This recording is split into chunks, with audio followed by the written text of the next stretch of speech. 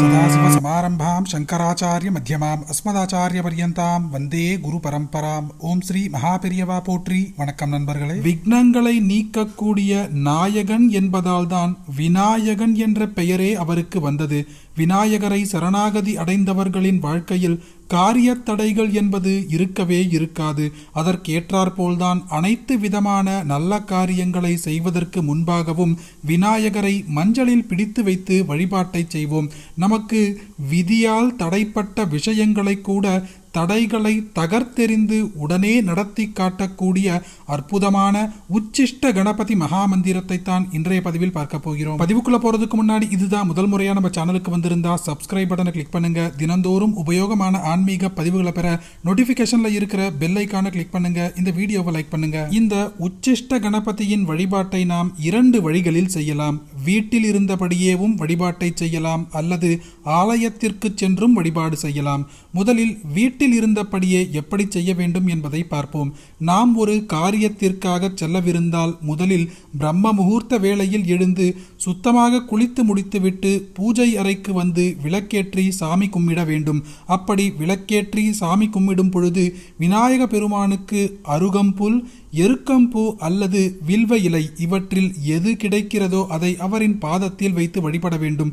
பிறகு நாம் வீட்டை விட்டு கிளம்பும் பொழுது மறுபடியும் பூஜை அறைக்கு சென்று விநாயகரிடம் மனதார வேண்டிக் கொண்டு நாம் எந்த பொருளை விநாயகரின் பாதத்தில் வைத்தோமோ, அதாவது அருகம்புல்லோ, எருக்கம்பூவோ அல்லது வில்வ இலை இவற்றில் ஏதாவது ஒன்றை வைத்திருப்போம் அல்லவா, அந்த பொருளை எடுத்து நம்முடன் வைத்து கொண்டு கிளம்ப வேண்டும்.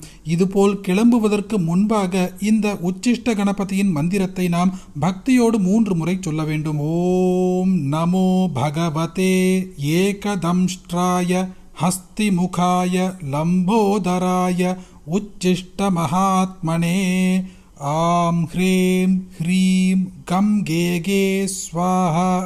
இதே வழிபாட்டை நாம் கோவிலுக்கு சென்று செய்வதாக இருந்தால் விநாயகரின் ஆலயத்திற்கு செல்வதற்கு முன்பாக தேங்காய், அருகம்புல் மாலை அல்லது எருக்கம்பூ மாலையை நாம் வாங்கிக் கொண்டு கோவிலுக்கு செல்ல வேண்டும்.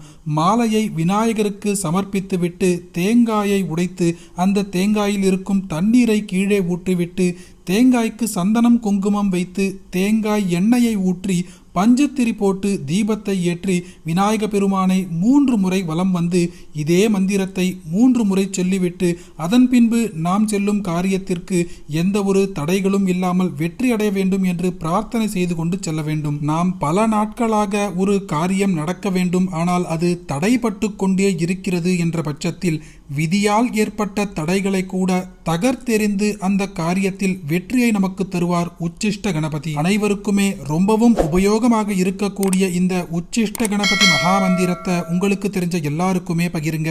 இந்த வீடியோவை லைக் பண்ணுங்க. நாளைக்கு மற்றொரு பதிவில் சந்திப்போம். ஹரி ஓம் மகா பெரியவா போற்றி.